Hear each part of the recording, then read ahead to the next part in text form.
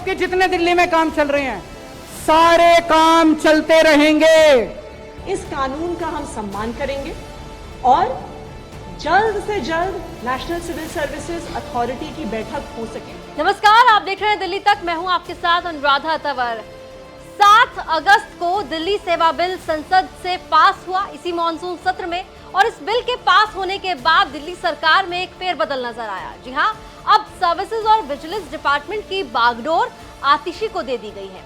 आतिशी ने ये विभाग संभालने के बाद अब तक कई निर्देश जो है वो अधिकारियों को दिए हैं, और उन्हीं निर्देशों की कड़ी में एक और निर्देश आतिशी की ओर से दिया गया है, वो है national capital civil services authority से जुड़ा हुआ।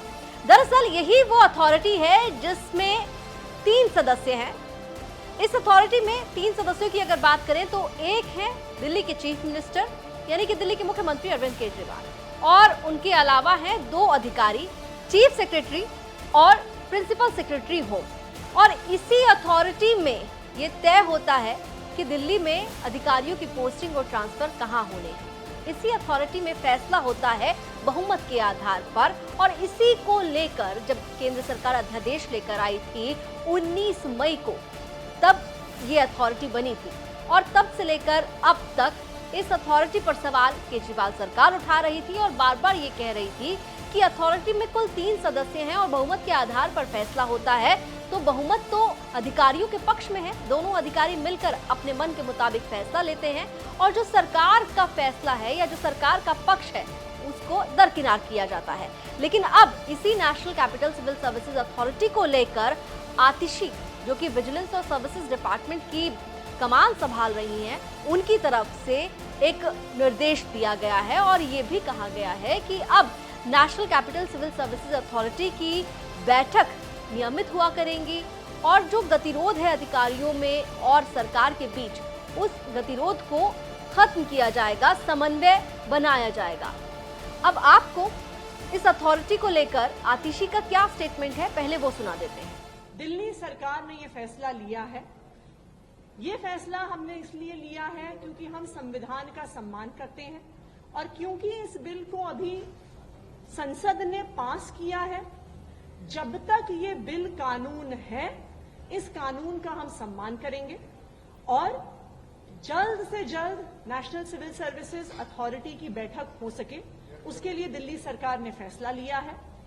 फैसला लिया है कि किस प्रकार दिल्ली के सभी विभागों में, दिल्ली की जो जीएनसीटीडी के सारे डिपार्टमेंट्स हैं उसमें, और नेशनल सिविल सर्विसेज अथॉरिटी में समन्वय कैसे बन पाए, उसके लिए आज सर्विसेज मिनिस्टर और विजिलेंस मिनिस्टर होने के नाते मैंने एक ऑर्डर जारी किया है। और अब हम ये उम्मीद करते हैं कि रेगुलर बेसिस पर नेशनल सिविल सर्विसेज अथॉरिटी की मीटिंग होगी। हमने इस कानून को सुप्रीम कोर्ट में चैलेंज किया है, लेकिन जब तक ये कानून है, जब तक ये सर्विसेज एक्ट हमारे देश का कानून है, हम इस कानून का सम्मान करेंगे।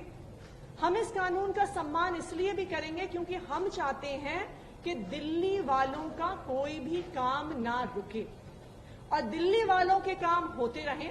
इसके लिए जरूरी है कि नेशनल सिविल सर्विसेज अथॉरिटी की बैठक हो, और सभी विभागों में और अथॉरिटी में एक समन्वय बना है। तो आपने दिल्ली सरकार में मंत्री आतिशी का बयान सुना। अब आतिशी का बयान तो आपने सुन लिया है, अब आपको वो ऑर्डर भी बता देते हैं जो आतिशी की ओर से जारी किया गया है। National capital civil services authority के समक्ष ट्रांसफर, पोस्टिंग के सभी प्रस्ताव सेवा मंत्री की मंजूरी के बाद रखे जाएंगे। प्रस्ताव को सेवा मंत्री की मंजूरी के बाद सेक्रेटरी सर्विसेज प्रस्ताव को national capital civil services authority में रखने के लिए अथॉरिटी के मेंबर सेक्रेटरी को भेज देंगे। विजिलेंस और नॉन विजिलेंस से संबंधित सभी प्रस्ताव विजिलेंस मिनिस्टर की मंजूरी के बाद secretary vigilance national capital civil services authority के मेंबर सेक्रेटरी को भेजेंगे, जिससे अथॉरिटी के साथ प्रस्ताव रखे जा सके।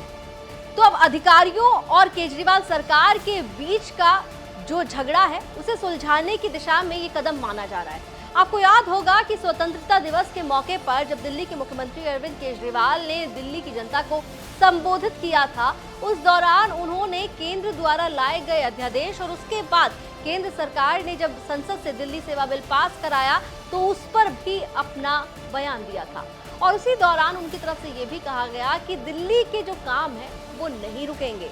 हालांकि इस बिल को लेकर, इस अध्यादेश को लेकर और ये बिल जो अब की कानून की शक्ल ले चुका है उसको लेकर सरकार यही कह रही है कि इस पर सुप्रीम कोर्ट के फैसले का इंतजार है। लेकिन मुख्यमंत्री अरविंद केजरीवाल ने जब स्वतंत्रता दिवस पर दिल्ली को संबोधित किया तब उनकी तरफ से दिल्ली के काम ना रुकने देने का बयान दिया गया।